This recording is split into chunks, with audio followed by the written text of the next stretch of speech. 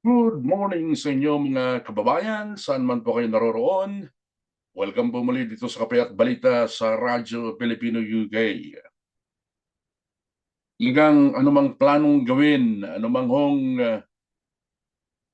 gustong gawin ng kasalukuyang administrasyon, talagang kitang-kita ho na nasisilat sila lagi. Ang ibig ko pong sabihin na nasisilat sila lagi, kung ano po yung kanilang pinaplanong gawin para mapagtakpan yung kanilang mga pagkakamali, mapagtakpan yung kanilang malaking pagkatalo sa nakalipas na eleksyon at pilit ho nilang ibandera ang kanilang pangalan bilang alyansa umano ng Marcos administration lagi silang silat mga kaibigan. Unang-una, hindi nyo ba napansin? Unang ibinalandra ho ni roll out yung 20 pesos per kilo na bigas dyan sa Botrits na Cebu. Ano nangyari? Sinuspinde itong si former Governor Gwen Garcia, mga kaibigan ng ombudsman. Ang alam kasi nila, makukuha nila lahat ang boto ng Cebu. Isa sa mga pinaka-vote rich dyan kaya dyan ni-roll out. Pinakawalan yung 20 pesos na kada kilo ng presyo ng bigas. Nasilat. Bukod doon sa pagkakasuspende, naging talunan itong si Gwen Garcia, mga kaibigan, isang neophyte, mga kaibigan na politician, ang bagong idol natin, si Governor-elect Pambaric 4. Mga kaibigan, dati stewardess ng dyan sa airline company na nakabase po dyan sa Hong Kong, mga kaibigan. Ang tanging naging sandigan niya, ayun po namang pag-endorse sa kanya nitong si Vice President Sara Duterte.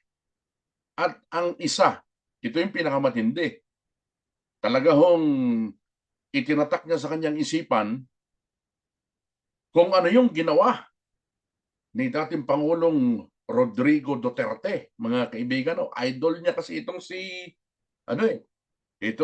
dating Pangulong Rodrigo Duterte. Di ba, nung kumandidato siyang Pangulo, wala siyang political machinery. Wala siyang kaibigan ng mga incumbent officials. Kung maalala ko ninyo, ang kaisa-isang kandidato na sumuporta kay dating Pangulong Rodrigo Duterte nung siya ay kumakandidatong Pangulo, walang iba itong si dating Governor Amante. Kung hindi ho ako nagkakamali, dyan po naman sa Misamis Oriental, mga kaibigan, wala siyang kaibigang mayor, wala siyang kadikit na governor, na congressman. Pero tingnan ninyo, dahil mahal siya ng tao, siya ang nanalo. Ganyan ang nangyari kay Governor-elect Baric 4, mga kaibigan, Pambaric 4.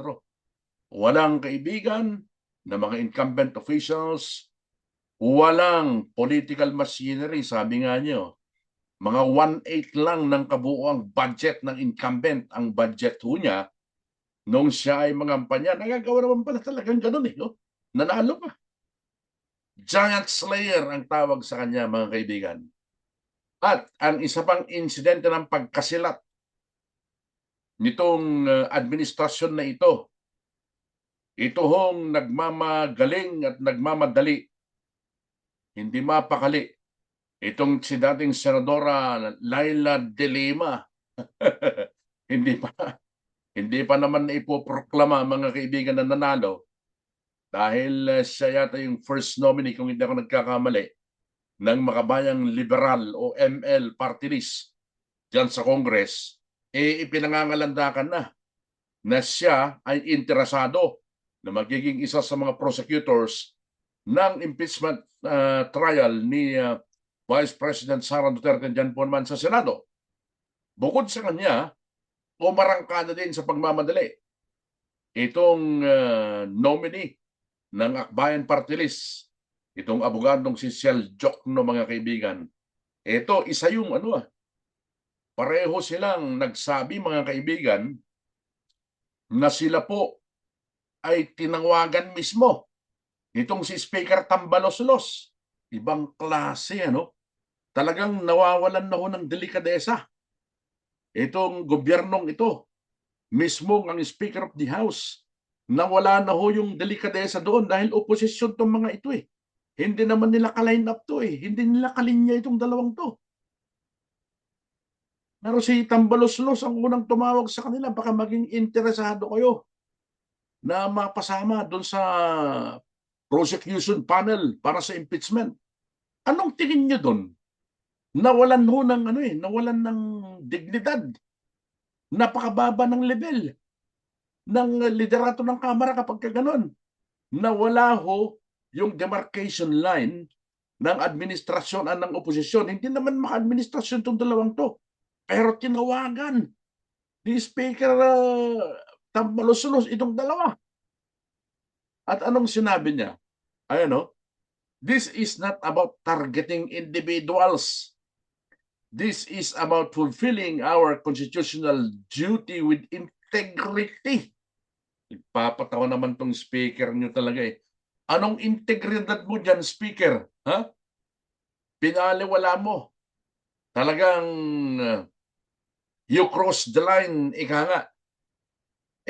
Sana man lang hindi ka ba makakuha ng ibang prosecutor na kaalyado ninyo? Talagang bumabaho doon sa laylayan ng baba ng tingin ko eh. Hindi porke Laila de Lima yan o itong si Shell Joc. Ano bang pinagmalaki ng mga ito? Bakit atat na atat kayong gawin silang prosecution panel? Tapos sasabihin mo na this is not about targeting individuals, kundi i-fulfill ninyo ang inyong constitutional duty with integrity. Anong integridad mo dyan? Kinuha mo yung oposisyon eh. So ibig sabihin, kaya mo palang magkababa.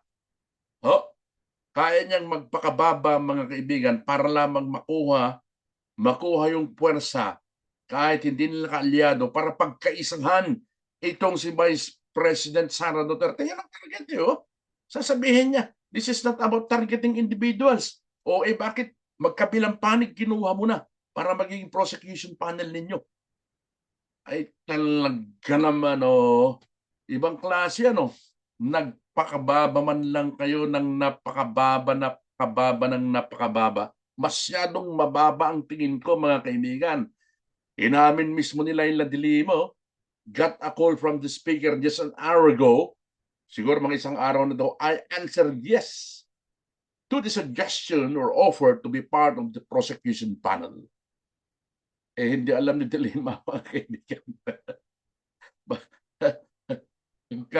Pagkabanggit ho niya, pagkasabi na niya ito sa sa isang interview o sa isang press conference, ayan, may lumabas na desisyon. Wala po naman dyan sa Court of Appeals. Ito yung isang pagkasilat, mga kaibigan, na sinasabi ko ng isang administrasyon. Nasilat na naman sila dahil binaliktad ho ng Court of Appeals, mga kaibigan, yung ginawa ng trial court, local court, na nagbabasura ho naman dun sa mga kaso nitong si Laila de Lima. At sinabi ng Court of Appeals, mga kaibigan, na tila yata hindi ni-review ng maayos ng lokal na korte yung kanilang desisyon, yung mga ebidensya. Kaya kailangang ibalik uli sa pagdinig o retrial itong kaso ni de Lima. Ibig sabihin ito ngayon yung kailangang resolbahin nila. Babalik kaya sa kulungan si de Lima? Yun ang tanong, ibabalik kaya sa kulungan si de Lima? Bago siya pinakawalan, galing siya ng bago ibinasura ng local court yung kanyang kahuli-hulihang kaso, galing siya ng kulungan eh. So ibig sabihin, habang niretrial ho yung kanyang kaso, pag dininig uli, kailangan ibalik uli siya doon sa kulungan. Masyadong maging atat na maging prosecutor ni VP Sara. Pero ngayon, siya pala ang kailangang i-prosecute uli. Ay nako naman, mga kaibigan. On the other hand, Akbayan Party List announced that Jokno its first nominee will be joining the House Prosecution Panel. Kasi alam nyo naman siguro ho, kaya kumukuha sila ng dagdag na miyembro ng House Prosecution Team dahil naging talunan ho yung mga una nilang itinalaga na miyembro ng prosecution.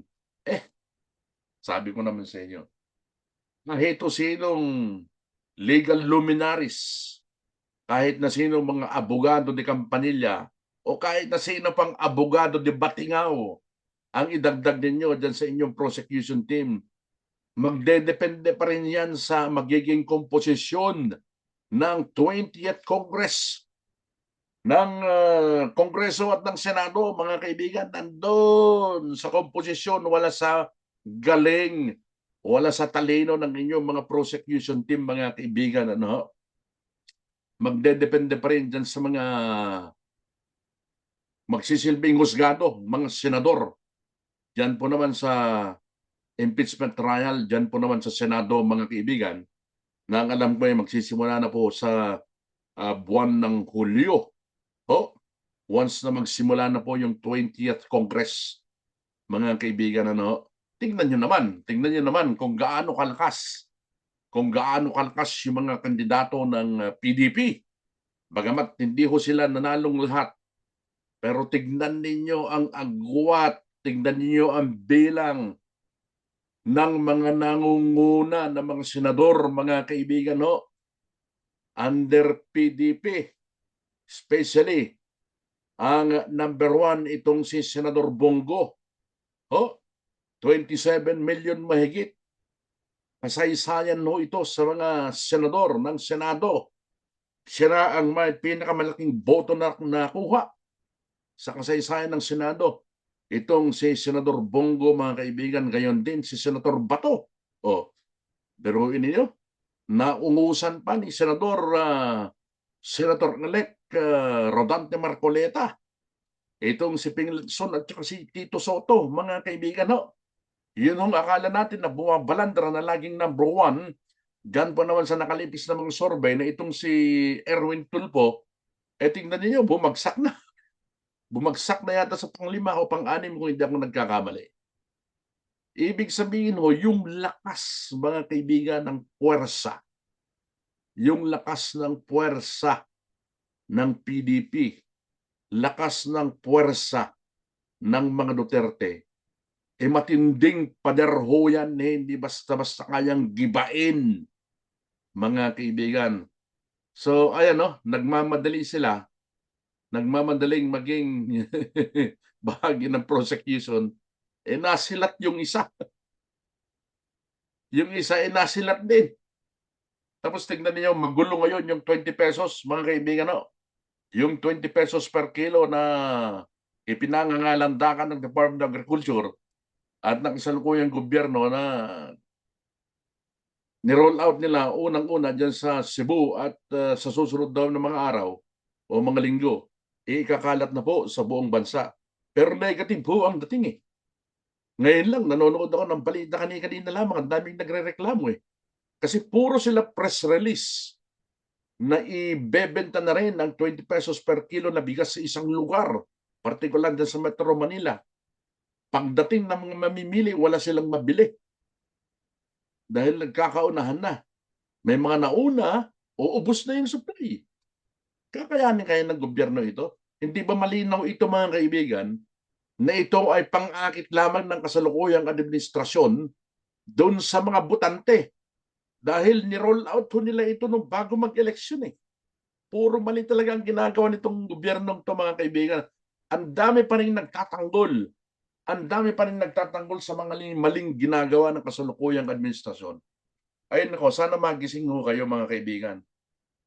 Itong sinasabi kong komposisyon ng Senado, nako po, political survival yan 3 years na lang, 3 years na lang mga kaibigan, mag-eleksyon na ulit para sa mga susunod na presidente. Ano sa tingin nyo pupunta?